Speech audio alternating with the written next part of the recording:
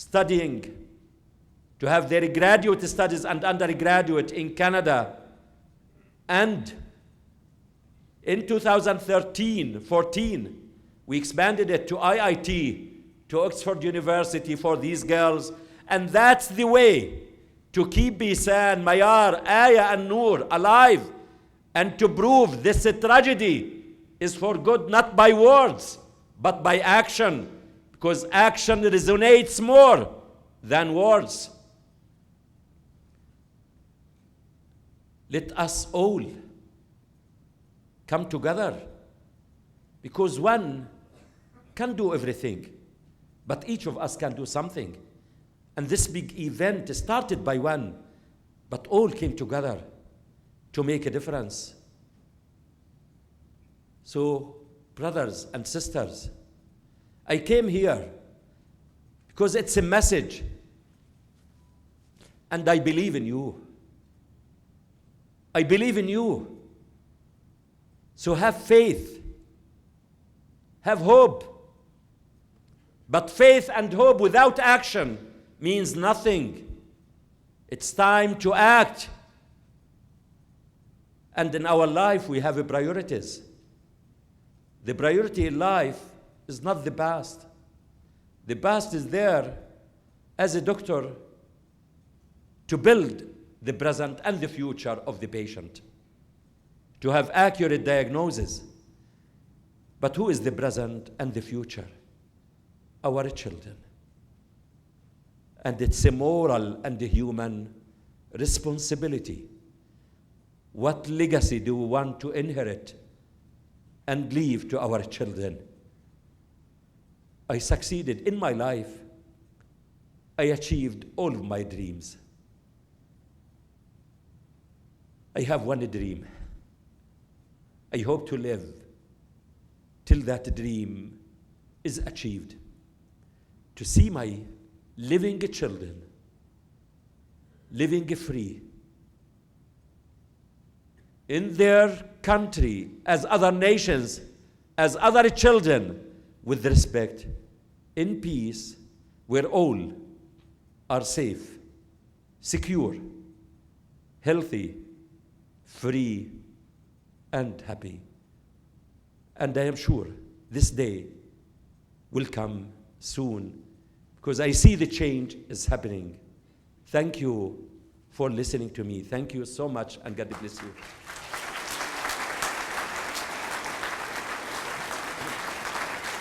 Thank you. Thank you. Thank you. Thank you. Thank you. Thank you so much. Thank you. Thank you. Thank you so much. Thank you. Thank you. Thank you. Why don't you ask this crowd to make donations to the foundation for women that you're talking about? They're moved, they're willing, they're able, they want to do something. Why don't you give them that opportunity? Thank you so much. You know, believe me, I am living for it. And tomorrow, I hope, and we need your support, tomorrow I am meeting with the chancellor of a new college, and to ask him, we are not, of course, money is needed. We ask for scholarships where we can see girls from these countries coming to learn at these universities and to spread the message and to go back to make a difference. In any capacity, you can make a difference. It's most welcome, even to say a word about the foundation, to spread a word, to talk about it. It's a great blessing, either by word, by action, by money. You can do many things in this world. It's not only money. Some people, they think of only money. You can do many things. You can give a smile to any child in your community. Start with your community here, not to impact there, so you can make that difference. So I encourage you, join this foundation, to speak about it, to talk about it, and join us, and hope one day to have Daughters for Life as an American charity. Help us with finding that. We have it as a Canadian. We are moving to have it as European Daughters for Life. We want to spread, this is the message, to prove tragedies are not the end of the world. It's in our hands. Life is what we make it.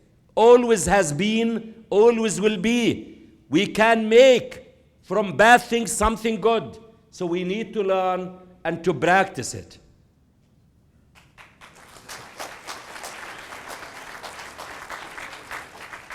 Hi, Dr. Abulesh. As an Israeli American, I want to find out, what is your idea of spreading peace? I am a daughter of a Holocaust survivor. My father is the most important figure in my life today. My mom passed away for brain aneurysm. You spoke about medicine quite a bit. I'm married to a neurosurgeon, and I want to know, besides the fact that education is the most important thing, and I gave it to my children, that they can lend with education anywhere in the world, how do you go about achieving peace between Israel and Palestine? Thank you. Of course, education is important, but peace, as I said, of course, you need, what are we doing here and meeting, is the grassroots, spreading the knowledge, the understanding between us. But at the end, it needs a political will. And the political will, we need to be, as I said, to be honest with ourselves. What kind of leaders do we want to promote the just and long-lasting peace? Peace that is not dependent on military means. That's what is needed. We need these leaders. So it's time, those leaders, not to blame them. Who brought these leaders? It's we. We voted for them. So it's time to select the leaders who are and who believe in the just and long-lasting peace, the equal peace. Not to keep them away and to spread, to say, leaders. And we should not generalize, because when I go to the hospital, I don't say all of the patients are similar. We should point by the finger which leaders is a challenge to the peace process. Which leaders we need to point by the finger. This helps us to set up the right treatment and to speak out, not to feel shy and ashamed. Even if I am as a Palestinian, if the Palestinian leadership is an obstacle to the peace process, I should speak out. And for many, the North American Jews and the Israelis, to speak to the leaders, to the current and the present leadership, you are a challenge to the peace process. It's not going to last like that, because they have to understand that the safety, security, dignity, freedom, and the future of the Israelis is not dependent on the Palestinians.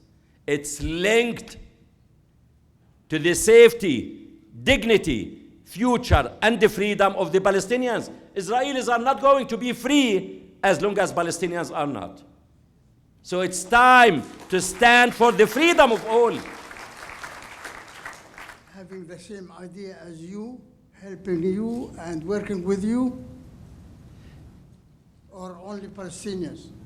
You know, I can say to you, we can't, I am not exceptional as a Palestinian, and I am not exceptional even with my Israeli colleagues. The good people everywhere, they are there. Even among the Israelis, there are good people. So we should not generalize. And that's one of the messages in my life I learned. I can't say all of the Americans point by the finger, or to say Muslims. If someone is doing something wrong, speak about that person. Don't link the religion or the nationality or the ethnicity to say all Muslims or Jewish or Christians. People are people, and your fingers are not equal. So there are good and bad in this world. And personally, I worked in Israel for about 15 years. I felt one of my colleagues when they started to see me. And I became well known to see the Palestinian doctor. and to know me as a Palestinian doctor. That's what is needed. And you make your, because life, you make it. Respect, you don't ask others to respect you. Respect yourself, others will respect you. So it's time for us. There are Palestinians, I can't generalize, but someone to say all of Palestinians are, all Muslims are, or all Jewish or Christians, and even sometimes we politicize the situation. It's time to avoid politics. If Izzeldin did something wrong, say Izzeldin did it. Not to say Izzeldin, the Palestinian, the Muslim. What is the relation? I did it. Why do you link the religion and the nationality to that act? We must avoid it. But once we started to use these terms, this means we want to poison the relationship, and we have an agenda to do that.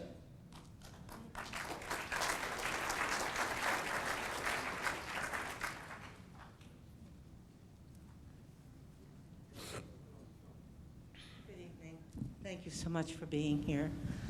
I guess my question is about, in English we have a saying about preaching to the choir, and I'm wondering about how we get people who are fanatics and terrorists to come together. Do you think that will be through a grassroots movement? Personally, I go everywhere to speak. I don't mind what do we call by fanatic or terrorist. Maybe they don't know, because in this world, our enemies, you know what are our enemies in this world? Our ignorance, arrogance, fear, and greed. So we need to overcome the ignorance of each other. And the one who knows, to inform the one who doesn't. Not to say he is bad. We need to approach each other and to continue. If I didn't succeed the first, I have to try and to continue till I change. Because the change is not going to happen overnight. It change sometimes takes time, because the peace is not a word. It's a social movement. And any social, like war is a social action, social movement. You create the momentum, even the atmosphere, to be poisoned with the war. So you need also at the same time the social action and movement to outreach everyone and not to give up. Dr. Abuleish.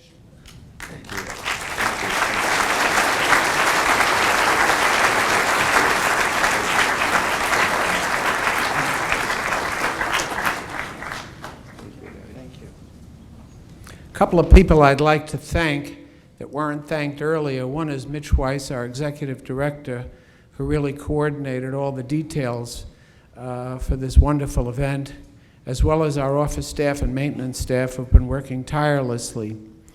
Dr. Abuleish, you have brought great honor to Temple Beth Shalom and our large, diverse community who has gathered this evening to hear your message. We thank you so much.